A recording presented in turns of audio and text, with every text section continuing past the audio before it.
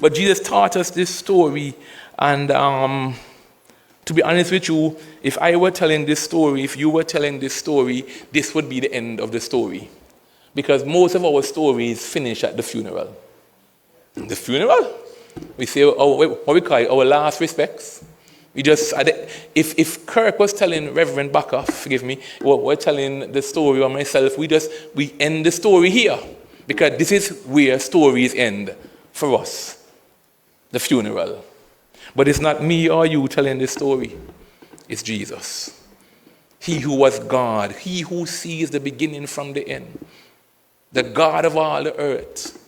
Who created life and knows everything about that. So we pick up now in verse 23 as Jesus pulls back the curtain and reveals to us only what. It's so interesting because my wife is a CPA. I have traveled too, but not compared to her. She has been to Dubai multiple times, bougie job, and she travels all over the world. And sometimes you mention somewhere, and somebody say, oh, I've been there, Australia, I've been there, Indonesia, Thailand, I've been there. You know, and people that well-traveled, and they mention, Jesus speaks about somewhere here that he has traveled where we haven't, somewhere called death. And Jesus raised his hand and said, yes, I'll tell you about that because I created it. And in verse 23, the Bible says, and in hell he lift up his eyes, being in torment, and seeth Abraham afar off, and Lazarus in his bosom.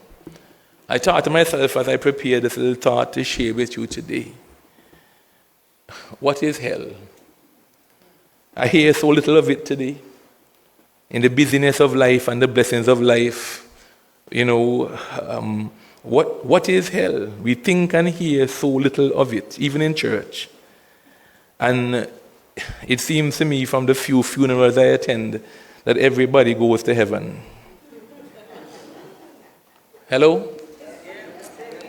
The drunkard, the adulterer, the fornicator, the wicked, every funeral they're gone to a better place. I've said to my wife sometime, I farm in the fool. Because if I chasten myself, I've been married for 18 years, never cheat on my wife, never. Neither emotionally nor physically, never.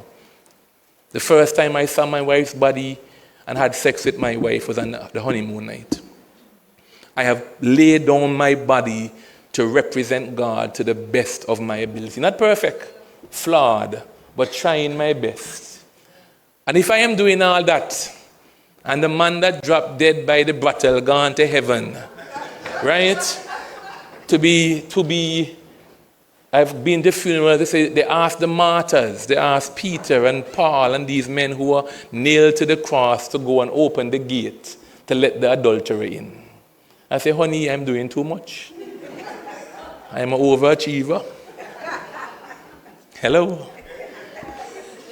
But in this story, Jesus says to us, in hell, he lifted up his eyes. We see a contradiction because it says, angels carried up Lazarus where the rich man was buried. And we see here the rich man passed in his chariot and looked down at the beggar.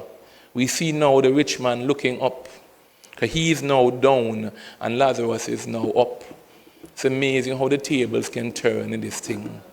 And here it is. Be careful who you look down on today. You don't know who you'll be looking up at tomorrow.